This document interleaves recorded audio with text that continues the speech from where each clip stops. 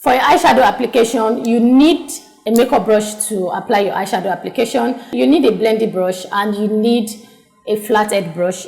Aside the two brushes you need, which is one for packing on the eyeshadow on your lid and the other for blending the eyeshadow, you also need an extra brush that is clean.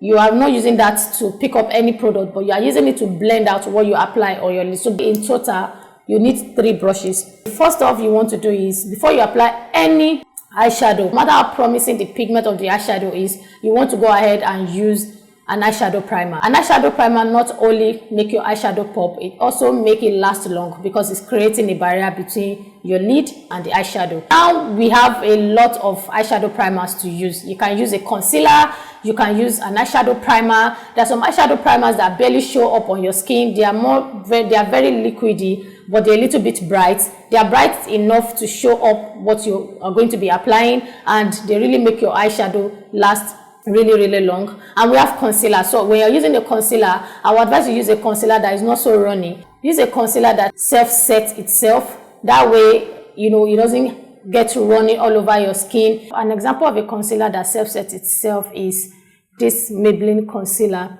This concealer, once you apply it and give it a little bit of time, it starts getting dry. Not completely dry, but it doesn't have that running effect. This is another example of a concealer that self-sets itself, and this is Maybelline Master Conceal. This concealer is my holy grail. Like, I use this concealer for a very long time. It's so amazing. And another one that I'm loving lately is Zikel Cosmetics concealer for now. So these are the concealers you want to use if you're not going to be using a typical eyeshadow primer. Another tip I'm going to be giving you is, if you're going to be using a concealer as your eyeshadow primer, I would advise you use a concealer that is really bright, something that is close to white.